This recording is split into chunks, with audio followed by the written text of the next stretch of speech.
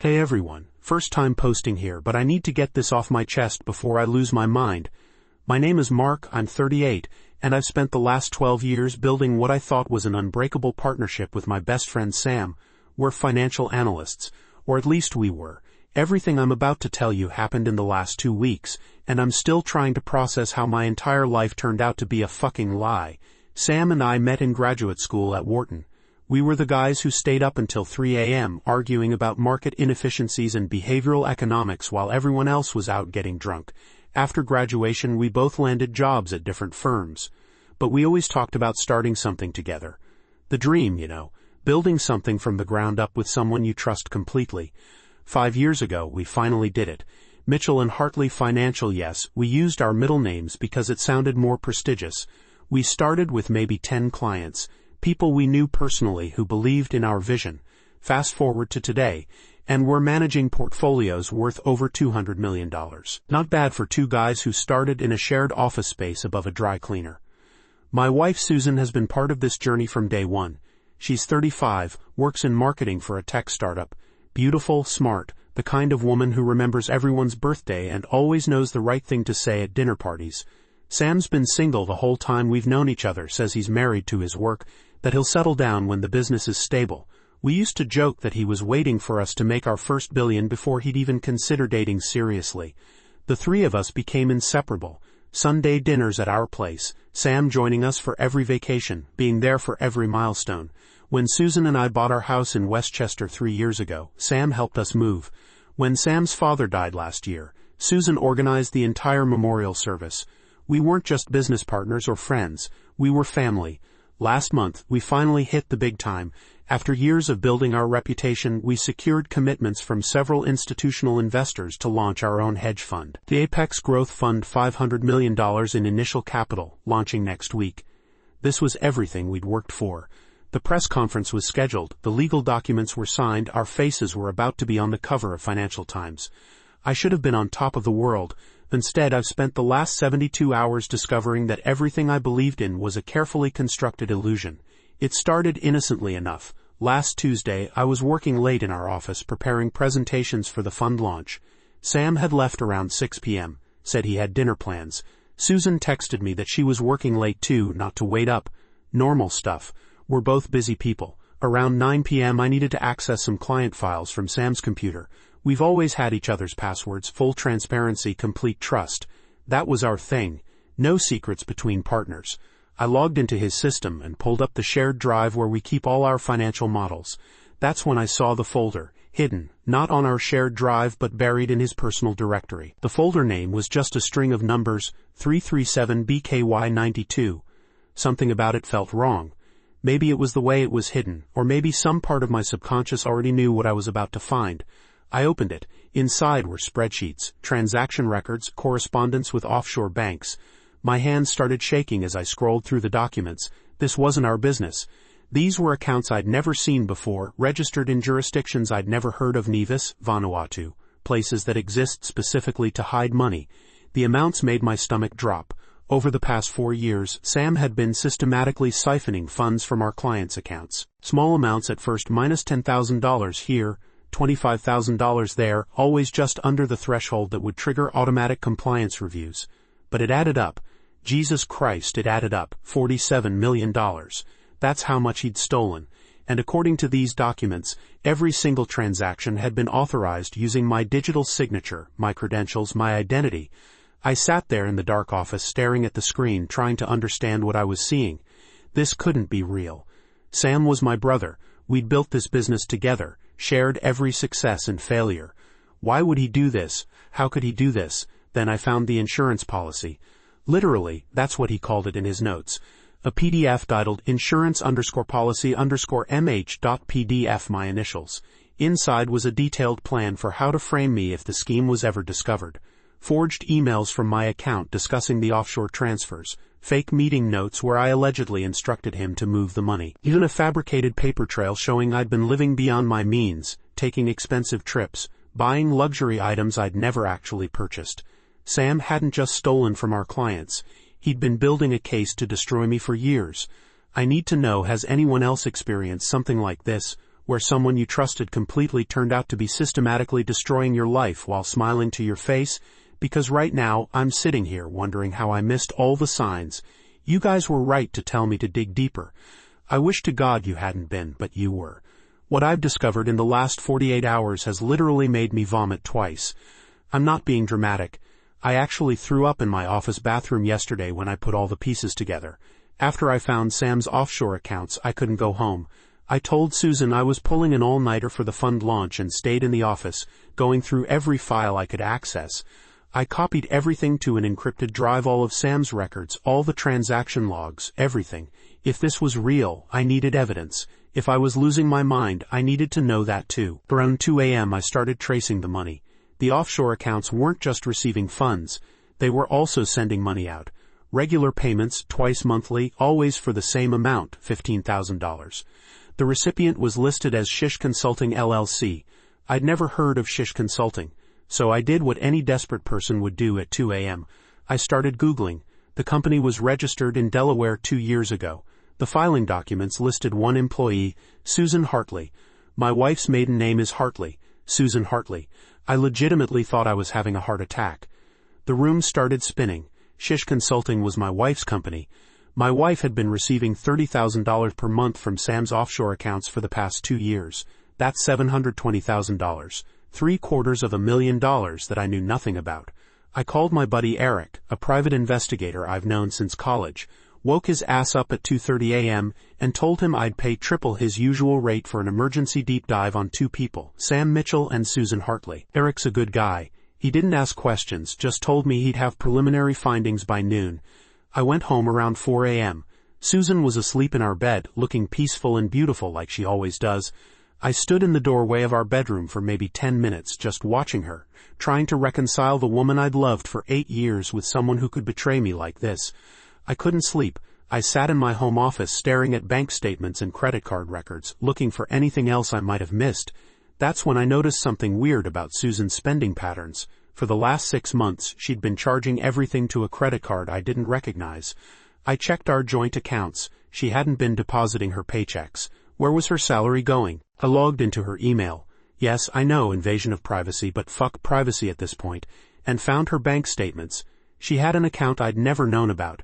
The deposits matched her salary exactly, but the account balance never grew. Every month, $6,500 would come in from her paycheck, and within days it would be transferred out to the same offshore account Sam was using. My wife wasn't just receiving money from Sam's scheme, she was actively participating in it, funneling her own money into the same hiding places. They were in this together. Eric called me at 11:45 a.m. Mark, I don't know what you're involved in, but you need to lawyer up immediately. I'm sending you the report now, but here's the summary. Sam Mitchell and Susan Hartley have been in a relationship for at least 18 months. I've got hotel records, restaurant receipts, flight manifests. They've taken 6 trips together in the last year, always when you thought they were somewhere else. I couldn't speak. Eric kept talking. There's more. 3 weeks ago, Sam and Susan met with a lawyer in the Cayman Islands. I can't get the details of that meeting, but I can tell you they both flew there on the same day and stayed at the same resort. Mark, whatever's happening here, they're planning something big. After I hung up with Eric, I just sat in my car in the office parking lot for an hour. My best friend and my wife were having an affair. They'd been stealing from our clients. They'd been setting me up to take the fall. And they'd been planning this for years while I went to sleep next to her every night and trusted him with every aspect of our business. The timeline started making sense. The offshore accounts started 4 years ago, right after Susan and I got married. The affair started 18 months ago, around the time we first started talking to institutional investors about the hedge fund. Everything had been timed perfectly. They weren't just stealing money, they were building an exit strategy. And I was going to be the one holding the bag when everything collapsed. That GHT, I came home and acted completely normal. Susan asked how the prep was going for the fund launch. I told her everything was perfect, that by this time next week we'd be managing $500 million. She kissed me and said how proud she was of me, of us, of everything we'd built together. I wanted to scream. I wanted to grab her by the shoulders and demand the truth. But I didn't, because I realized something important. They thought they'd won. They thought I was clueless. They thought the trap was set, and all they had to do was wait for it to spring. So I smiled back at my wife and told her I loved her, and I started planning my own exit strategy. I've spent the last 4 days becoming someone I don't recognize. A liar, a manipulator, someone who can look the two people they love most in the world in the eye and pretend everything is fine while planning their destruction. Turns out when your survival is on the line, you discover capabilities you never knew you had. After talking to Eric, I knew I needed more than just financial records. I needed to understand the full scope of what Sam and Susan were planning. So I did something I never thought I'd do. I hired a different private investigator to surveil them. Not Eric, someone with no connection to me or our social circle. A woman named Rita Gomez who specializes in corporate espionage cases. Rita's good, really good. Within 36 hours she had audio recordings of Sam and Susan meeting at a hotel downtown. They'd gotten sloppy, confident that I was too trusting to ever suspect anything. Rita planted bugs in Sam's car and Susan's office. The recording she sent me yesterday destroyed whatever was left of my heart. The press conference is in 6 days, Sam's voice, recorded in his car while he was driving. He was on speakerphone with Susan. Once the fund launches and the money hits the accounts, we give it 2 weeks. That's all we need to make the final transfers and disappear. Susan's laugh. God, I used to love that laugh. Does Mark suspect anything? Are you kidding? Mark trusts me more than he trusts himself. He's been running around like a puppy dog all week, making sure everything's perfect for the launch. He has no idea what's coming. Good. Because once the tax authorities start investigating, all the evidence points directly to him. His signatures, his credentials, his offshore accounts. At least that's what the paper trail will show. We've been careful, baby. Really careful. What about the clients? Sam asked. Some of them are pretty sophisticated. Someone's going to notice the discrepancies eventually. By the time anyone notices, we'll be long gone, Susan said. And Mark will be the one answering questions. The beauty of this whole thing is that he's so damn honest, so transparent, that when the evidence starts piling up against him, no one will believe his denials. He'll look like a desperate criminal trying to blame his innocent partner. There was a pause. Then Sam said, "Do you ever feel bad about it? He's been my best friend for 15 years. Feeling bad doesn't pay for the life we're going to have," Susan replied. "Besides, Mark's a survivor. He'll figure something out. Maybe he'll write a book about it, make some money from the scandal. You know how Americans love a good redemption story. They laugh together. About destroying my life. About framing me for crimes I didn't commit. About leaving me to face prison time while they lived on stolen money in some tropical paradise." I sat in my car listening to that recording on repeat. I must have played it 20 times, each time hoping I'd hear something different, that I'd been mistaken. But no, the people I loved most in the world were plotting my destruction like it was just another business transaction. That's when I made my decision. I wasn't going to confront them. I wasn't going to give them a chance to talk their way out of it or adjust their plans. I was going to beat them at their own game. First, I called a criminal defense attorney I'd met at a charity event last year. Lawrence Chen, one of the best white-collar defense lawyers in New York. I met him at his office at 7 a.m. the next morning and laid everything out. The offshore accounts, the fake documentation, the surveillance recordings, all of it. Lawrence listened to everything without interrupting. When I finished, he leaned back in his chair and said, "Mark, you're describing a sophisticated fraud scheme that's going to result in federal charges. Wire fraud, money laundering, conspiracy. We're talking decades in prison if you get caught in the crossfire. You need to go to the authorities immediately." "I know," I said, "but I need to do it strategically. If I go now, Sam and Susan will know something's wrong. They'll destroy evidence, flee the country, and I'll be left trying to prove my innocence without any witnesses. I need them to think they've won right up until the moment the FBI shows up." Lawrence looked at me for a long moment. "You want to set a trap?" "Exactly." We spent the next 3 hours building a strategy. Lawrence had connections at the FBI's Financial Crimes Unit. He reached out to an agent he trusted, a woman named Special Agent Diana Torres who specialized in investment fraud cases. We arranged a meeting for that afternoon. Agent Torres was exactly what I needed, smart, thorough, and pissed off on my behalf. After reviewing the evidence I'd gathered, she agreed that we had enough for a full investigation. But she also agreed with my approach. Let Sam and Susan think they were safe, let them proceed with their plan, and then catch them in the act with irrefutable evidence. The press conference is in 5 days, I told Agent Torres. That's when they're planning to spring the trap. "I want to spring mine first." "What did you have in mind?" she asked. I pulled out the plan I'd been working on for the last 48 hours. "I'm not showing up to that press conference. Instead, I'm going to send all the evidence directly to the SEC, the FBI, and the IRS simultaneously. Every document, every recording, every piece of evidence that proves Sam and Susan orchestrated this entire scheme. I'm going to make damn sure that when they're standing at that podium, ready to celebrate their big win, federal agents are already on their way to arrest them," Lawrence jumped in. "And Mark needs protection. Once this goes public, Sam and Susan are going to try to flip the script, claim Mark was involved. We need the FBI to make it clear from day one that Mark is a cooperating witness, not a suspect," Agent Torres nodded. "That's doable. But Mark, you understand that your life is going to get very complicated very quickly. This is going to be a high-profile case.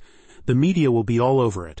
Your name is going to be everywhere." "Good," I said, "because right now Sam and Susan think I'm too weak to fight back. They think I'm just going to roll over and take it.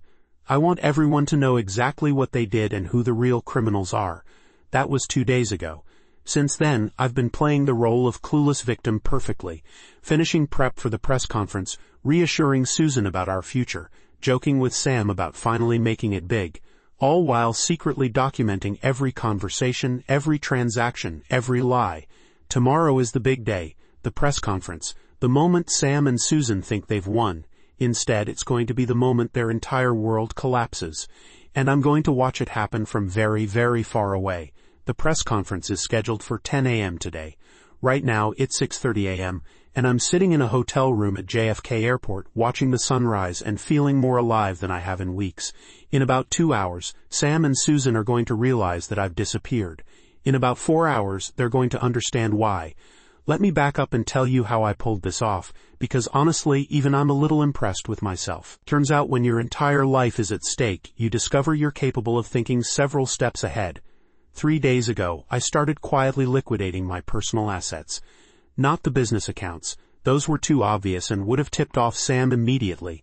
But I had personal investments, a 401k, some stock options from my early career, everything I legally owned that wasn't tied to Mitchell & Hartley Financial. The total came to about $2.3 million. Not the fortune Sam had stolen, but enough to start over. Here's the clever part. I didn't convert it to cash. Cash is traceable, freezable, seizable. Instead, I converted everything to cryptocurrency. Bitcoin, Ethereum, some smaller coins spread across multiple digital wallets with keys only I know. The entire conversion happened through a series of legitimate exchanges, everything documented and legal. But once it hit those wallets, it became effectively invisible to anyone trying to freeze my assets. Agent Torres wasn't thrilled about this move. "Mark, converting to crypto right before a major fraud investigation looks suspicious as hell. Defense attorneys are going to argue you were trying to hide money." "Let them argue," I said. "Everything I converted was mine legally. I paid the capital gains taxes. I have receipts for every transaction. And I'm not hiding it, I'm just making sure that when Sam and Susan try to drain my accounts in retaliation, there's nothing there for them to take." The second step was the evidence package. Lawrence and I spent 40 hours compiling every piece of documentation into an airtight case. The offshore account records, the forged authorization documents showing how Sam had used my credentials, the surveillance recordings of Sam and Susan discussing their plan, Susan's secret bank accounts, the paper trail showing how they'd been systematically setting me up for years. We created 3 separate dossiers. One went to the FBI's Financial Crimes Unit, delivered by hand to Agent Torres yesterday afternoon. One went to the Sex Enforcement Division. And one went to the IRS Criminal Investigation Division, because tax evasion on $47 million is not something they take lightly. Each dossier was accompanied by a detailed statement from me, outlining the timeline of my discoveries, my cooperation with federal authorities, and most importantly, my complete innocence in the scheme. Lawrence made sure the language was perfect cooperative without being desperate, detailed without being defensive. The third step was my exit strategy. I told Susan I was going to our cabin upstate yesterday to clear my head before the big day. We have a place in the Adirondacks that we use maybe twice a year. She didn't question it, probably thought I was just nervous about the press conference. I drove to the cabin, stayed for exactly 3 hours so the cell tower pings would confirm I was there, then drove straight to JFK. I'd already booked a flight to the Cayman Islands under my own name. No point in trying to hide since I'm not running from the law. This is a strategic retreat, not a fugitive escape. The final step was the timing. Agent Torres confirmed that FBI agents would be at the press conference venue by 9:30 a.m., before Sam and Susan even arrived. The plan was to let them set up, let them feel confident, let them start the presentation. Then, right as Sam was about to announce the official launch of the Apex Growth Fund, Federal agents would walk in and arrest both of them live in front of the investors and media. I wanted them to experience that moment of triumph right before it was ripped away. Is that vindictive? Absolutely. Do I care? Not even a little bit. Before I left, I did one final thing. I wrote 2 letters, one to Sam, one to Susan. I'm not going to share the full contents here, but the gist was the same for both. I know everything. I've known for days. And while you were planning my destruction, I was planning yours. I had the letters delivered by courier at 9:45 a.m., time to arrive just as the FBI was walking into the press conference. I wanted them to understand that I wasn't a victim who got lucky. I was someone who outplayed them at their own game. My phone has been blowing up since 8 a.m. 47 missed calls from Sam, 32 from Susan, voicemails that started confused turned angry, then desperate. Text messages that evolved from, "Where are you?" to "You're making a huge mistake," to "Please call me, we can fix this."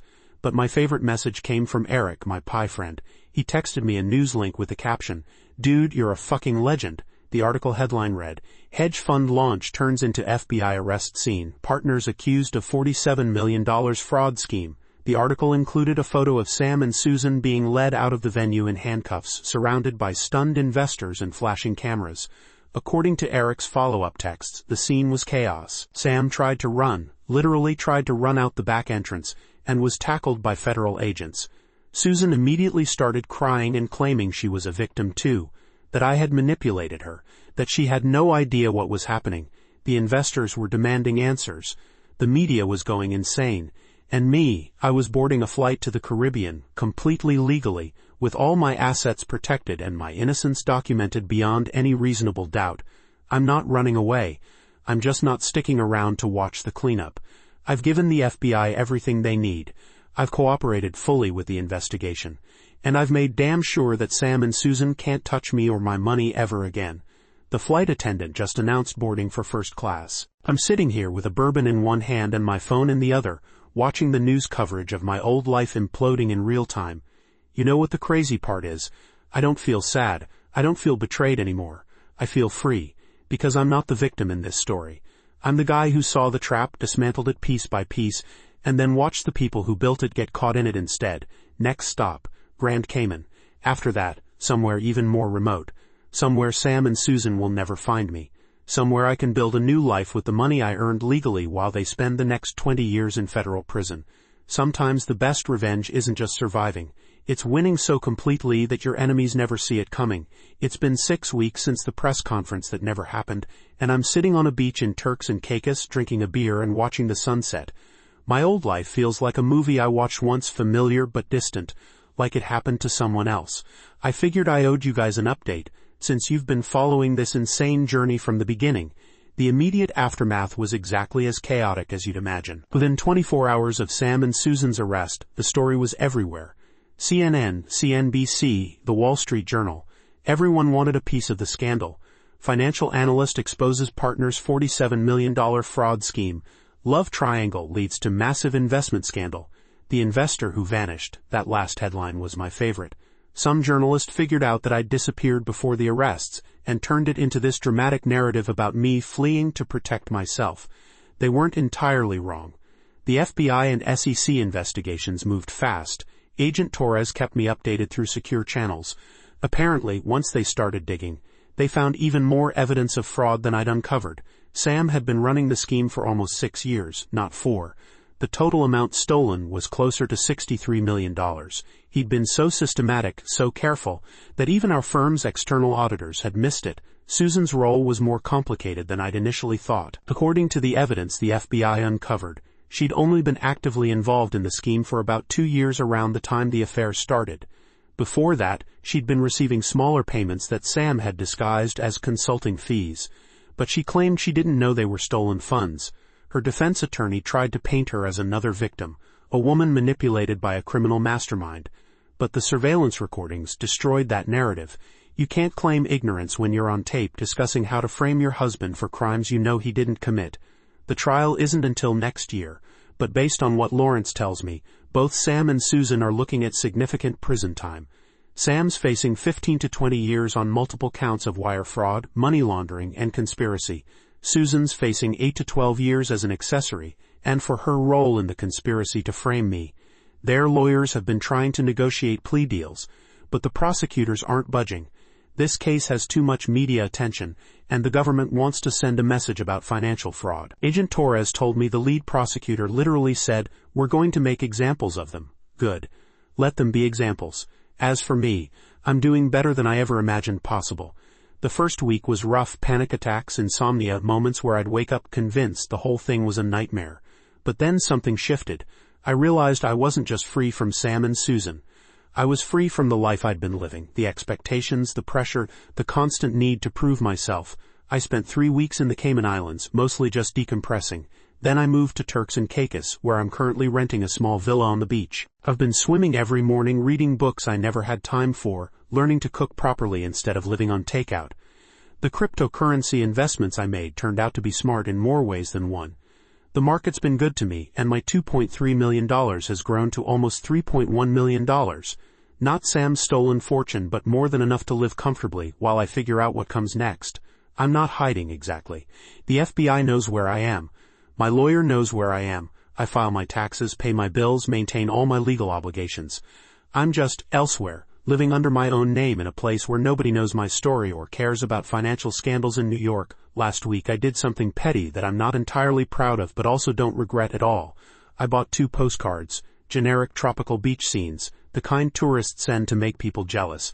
I wrote one to Sam, one to Susan, and had them mailed from a tourist shop so there'd be no return address. Sam said, "Enjoying the sun and my freedom. Hope prison is treating you well. Don't drop the soap." Then Susan said, "Remember when you said Mark would never see it coming? You were right. He didn't see it coming, you did. Hope the view from your cell is nice. Your ex-husband." According to Lawrence, who heard through the prosecutor's office, Susan cried for 2 hours after receiving hers. Sam apparently ripped his up and threw it at a guard, which earned him 3 days in solitary. Petty? Absolutely. Satisfying, more than you could possibly imagine. The clients from Mitchell and Hartley have mostly been made whole. The FBI recovered about $31 million from Sam's offshore accounts before he could move it. The rest will be covered by our firm's insurance policy and a settlement fund the government established. My reputation is intact. If anything, I'm seen as a hero for exposing the fraud before more money disappeared. I've been contacted by 3 different publishers about writing a book. 2 production companies want to option my story for a movie or limited series. I haven't decided if I want that kind of attention, but the offers are flattering. As for dating, not there yet. The betrayal left scars that need time to heal. But I'm okay with being alone right now. For the first time in my adult life, I'm comfortable in my own company.